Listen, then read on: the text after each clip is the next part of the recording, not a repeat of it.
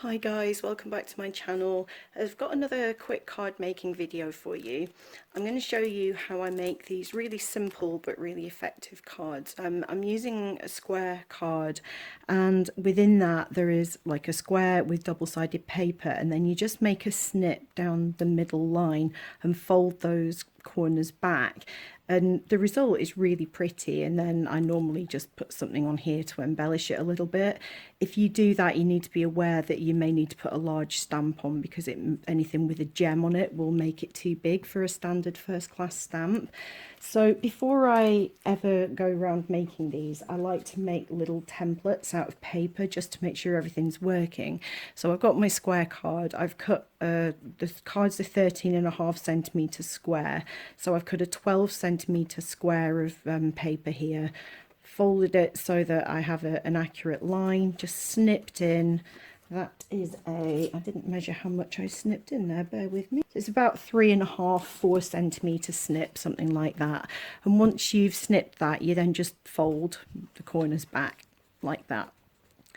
And then for this, I've just cut out, you can do anything you want here. I've just made this little kind of pointed chevron to kind of go over there.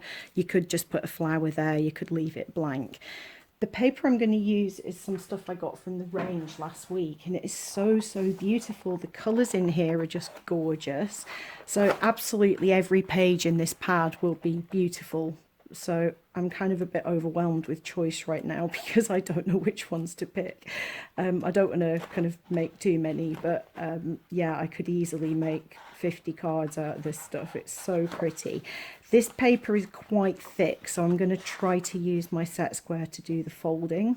But some of these papers are just stunning, and I will find a kind of corresponding, contrasting page from one elsewhere in the book to put my little chevron on. So I have the world's worst paper trimmer. It just seems to be incapable of cutting a straight edge, and every time I cut squares on there, they end up not quite square, and it stands out a mile even if 1 millimeter is out. So I think I'm going to just draw these on the page and cut them out, because these big pages are kind of hard to handle. I don't know, I might try one on the paper cutter and see how I get on, but yeah, they're pretty easy to make, so I'll just crack on and start doing some measuring and trimming. Okay, I'm giving my paper trimmer a chance. So what I've done is fed one page still attached to the book, and I'm going to manually line it up so that I can just see the line here, so that I can tell that it's straight all the way across, because I just don't trust the edges. I think it's just old. It can end up being out by a little bit, and it really shows up. It's so annoying. Trim along there. Move that out of the way. And do 2 more cuts out of this. So it's just started raining. My cat has just come pelting in the cat flap. It's just started raining really hard. So that's one 12 centimeter square and another 12 centimeter square. So one of these can go that way with the folds, and that one can go that way with the folds. So I want that to be on that side, so put my template here.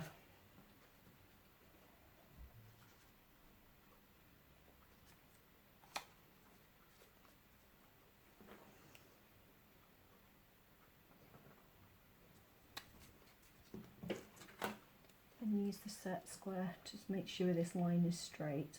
So that one is going to be like that. This one is going to be that way, so we need to put it there. Just flip that around. Put this stencil over it. It's why I like to make a little stencil first, a little template, because it just makes life a bit easier. Put my little dot, set square out. Make sure that's straight. Faint line so it doesn't show up when you've snipped it.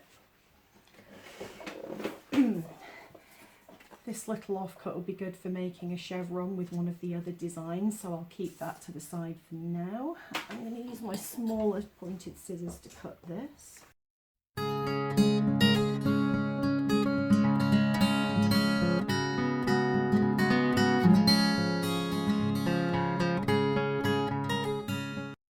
So this one's going to fold that way. So as I said, this paper's quite stiff, it's quite a heavy gauge. So you may find it helpful to just fold it against something rather than freestyling it. It might help stop it from creasing. Push that up.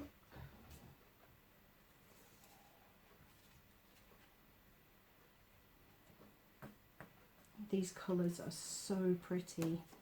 They're so beautiful. And this set was really inexpensive, this whole pack. I got it from the range last week and it was only a couple of pounds. It was really reasonably priced for so much paper, and it's really good quality. Very stiff, good weight for doing this type of thing. So stiff actually that I may struggle to get those flaps to glue down.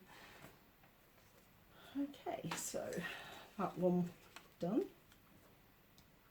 Double-sided paper definitely does work better for this. If you don't have double-sided paper, you can always make a little template and cut out a triangle and stick it over the top, so that would work. If you did that, just cut that out entirely rather than folding it, and it would look like you've folded it, so that would work really well.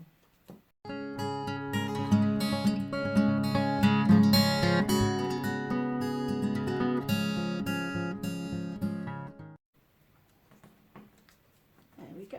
So that's 2 folded. So I'm just going to go through the pad now and choose some other colours.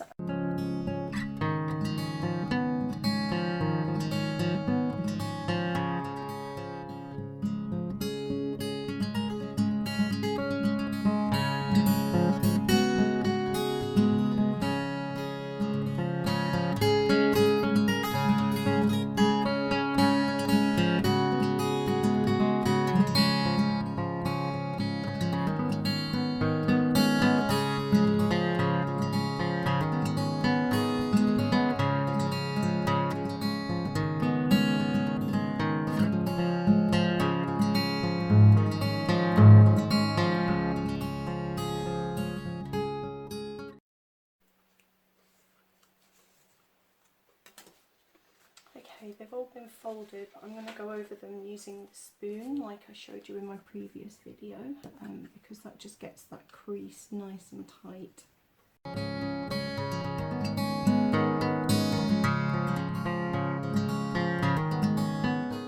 These will all be really useful. So I have 4 here, so I need to make chevrons from those. So this one is, the exact size of this really doesn't matter. So this one is 2.5 centimetres or 1 inch. So I should easily be able to get a couple of those. Actually I'll be able to get it off 1 strip, so I will cut a 2.5 centimetre strip off each of these, and then we've got the choice of using either side of that for the chevrons.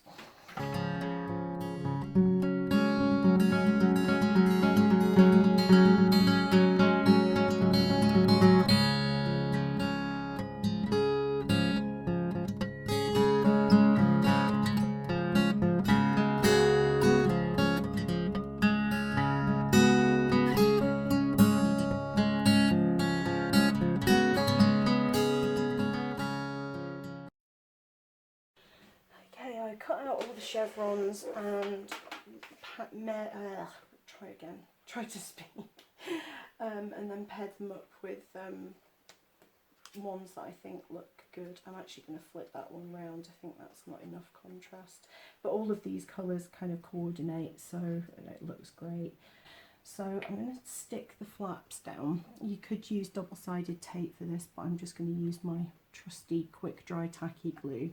Now these folds will need to be held down while the glue bites, because they are it's thick card and it's not going to want to stay. So put the glue on there, You don't need to put loads on. I'm going to try to not get it spilling out of the sides. I hate it when you get PVA glue marks on cards. And just hold that down for a few seconds. It does dry really quickly, this stuff. If you put too much on, it won't bite, so there you go. This glue is so good. It's not cheap, but it's just so amazing. Right, it's time to glue the folded pieces onto the blank cards. So again, I'm going to use the tacky glue. Go fairly close to the edges, but don't put too much glue on because you don't want it to spill out and leave glue marks.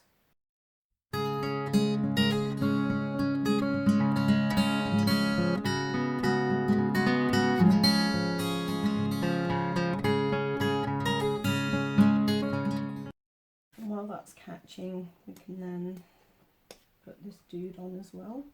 So you could have it that way around or that way around. Either one works. It's just doesn't matter at all. Nobody's going to be checking on the other side and think that the chevron's better in another colour.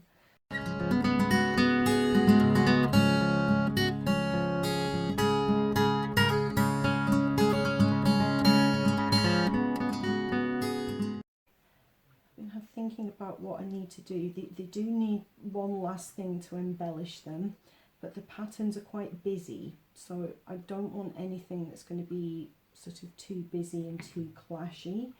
So what I'm thinking is I have a flower punch, and the card that I showed you earlier had that lovely flower on it with the gemstone, and I do really like these, but as I said, that gemstone makes it too thick to go as a standard first class stamp, which is a nuisance for people who are wanting to post cards.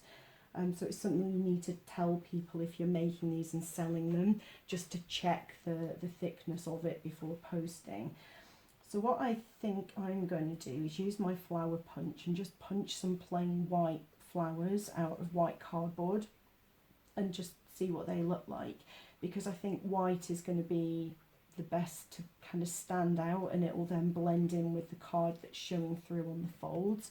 So I'll go and dig out my flower punch and punch a couple and see what they look like.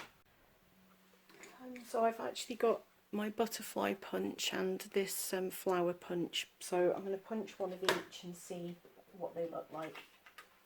Give the kind of tropical vibe in some of these. I think the butterfly one would be really cool.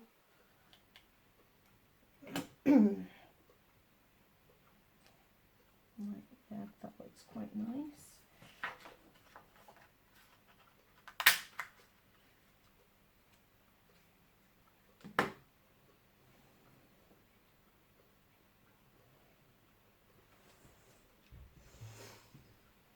Yeah, they look good. I think that'll work. It's simple, but it just finishes it off nicely. So I think I want butterflies on those three, possibly. Maybe 4. So if I punch 3 more butterflies.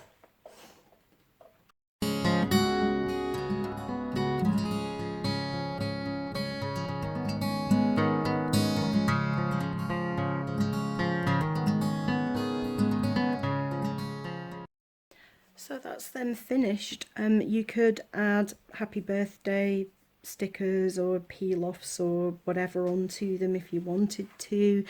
I really like simplicity with my handmade cards, and I'm not a big fan of overly fussy things. So the labels that I use, I just print my own. I just bought these box of labels off Amazon ages ago, and there are so many in the box that are going to last me for a very long time. I think there are 64 on the sheet, and it's just got handmade by Mary McIntyre.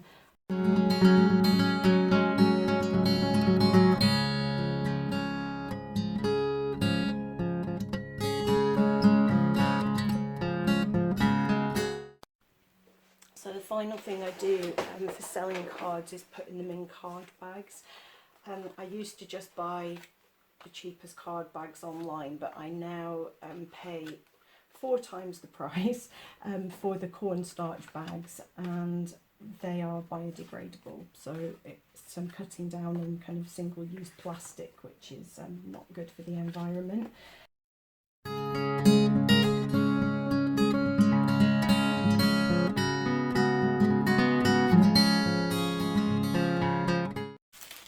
There we go, all finished, in bags, stickers on the back, ready to go.